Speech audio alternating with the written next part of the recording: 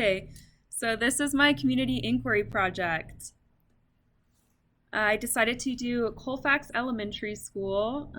So this was the address. It was originally founded in 1887 and then annexed to Denver in 1903. And I actually hyperlinked a Google Earth link that I already decided to load on up. So here it is. Here's the school. Here's Sloan's Lake. And then here is a little person view if you're standing right in front of the school. All right, moving on. So West Colfax actually has a very rich historical background. So originally in the 1850s, Colfax was used as a major road for miners who explored for gold and travelers looking for trade. Because of its use, it was called the Golden Road. This road connected all the way from Golden, Colorado to Denver. It wasn't until 1868 that the name changed to Colfax, which was actually named after Schuyler Colfax, the vice president to Ulysses S. Grant. Major developments to the community took place a little later in 1886 when the Denver Tramway built the first lines on Colfax, and actually construction started on the Capitol right around that time. In 1887, the first elementary school was built off of Colfax in a one-room brick building. The original name of the school was called Glen Park School. Hint, hint, that's the Colfax School. Students who attended came from farms and homes on Stewart Street. It wasn't until 1891 that the town of Colfax was established.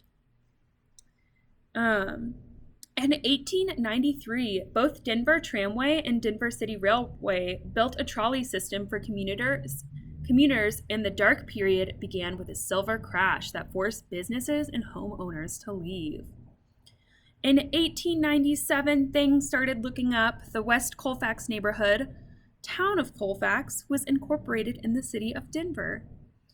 In 1925, Denver incorporated liberal zoning laws on Colfax Avenue, which really started the motels. I know there's so many on the street. In the 1940s and the mid-50s, a housing boom occurred. And then in 1968, Lakewood, Colorado becomes a city. Here's a fun little picture of the trolley. So, this is a residential security map created in 1933 that illustrates the redlining of the neighborhoods in the city and county of Denver, where minorities were excluded from receiving home loan funds because they were considered poor economic risks. So if you see here is Sloan's Lake, this neighborhood right here is West Colfax, and if you see that's in the yellow and the surrounding areas are kind of red, which is no good. So in the 1950s, the mayoral administrations promoted civil bond issues that funded the construction of public housing in and near West Colfax. In the 1960s, there was a wave of Latino immigration, and then in the 1970s, Southeast Asian and Anglo families came into the neighborhood. The neighborhood planning team was established in August 28, 1984. Their vision for the neighborhood was to maintain the residential character of the area and preserve and enhance the existing ethnic mix of people. Preservation of this unique character can be achieved through variations of forms of housing, zoning, and land use strategies. In 2009, We Can was founded as a registered neighborhood organization for Colfax. They focus on a lot of things: land use, zoning, marketing, community outreach, social events, sustainability, business outreach, and funding. So they kind of do everything. And then according to a 2015 study done by Governing Magazine, using the census tract data, gentrification in the city Denver was measured. According to the results, Denver is number 7 of the 50 largest cities in terms of the extent of gentrification. So this was in 2015. Can you imagine where it's at now? Especially with all the home flippers, right? So this is the West Colfax area there. You see it's dark blue, so definitely gentrified. And then according to 2017 data, West Colfax neighborhood has a population of 9,479 people, and 3,885 households. So the white population is 6,824, African American 1,089, Native American 174, Latino 4,417. And then this, I wanted to do the demographics of the actual school. If you see here, Hispanic 78%, white 11%, black 7%. What I thought was really important to focus on was the students from low-income families. That's 90%. So the geography. So this is the current map of West Colfax area. It's located right next to Sloan's Lake, which is an interesting fact that I learned from this is that Thomas Sloan in the 1860s was digging a well and he accidentally tapped too far and he flooded this entire thing. So thanks to him, thank you, Thomas Sloan, for a beautiful lake. So West Colfax is located on the western edge of Denver, and the neighborhood is dissected by the West Colfax Avenue. There's the school right there, and there's West Colfax Avenue. And then there's motels that kind of line all across here.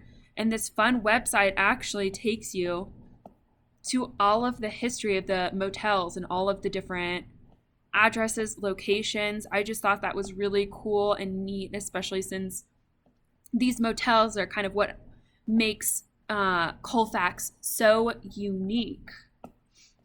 So I just thought that was fun. Economics. This one was very, very important as well. The median household income is $23,546. The poverty level, people live 37% below poverty level. Total jobs, 1,520.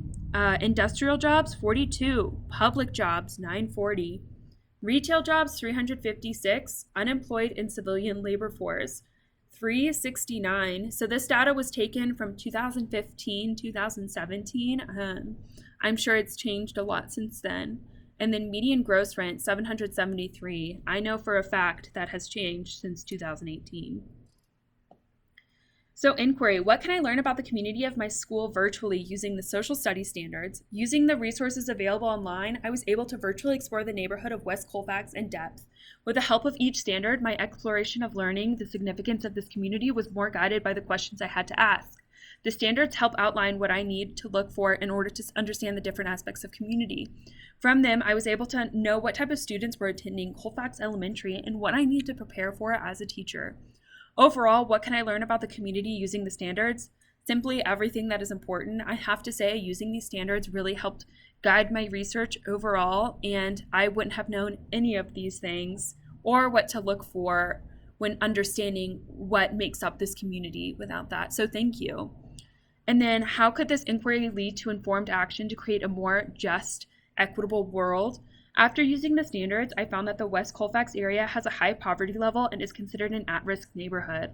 This inquiry led me to understand that elementary school in the neighborhood wouldn't have the same fundings as schools in areas such as Highlands Ranch or Cherry Creek. Therefore, the resources students have access to wouldn't be the same.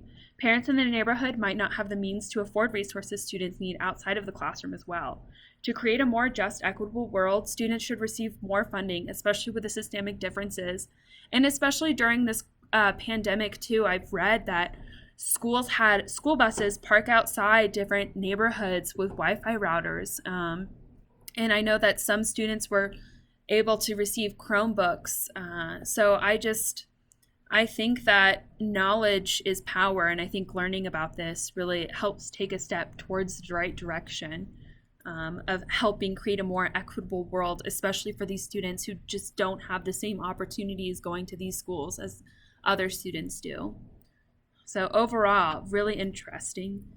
Thank you.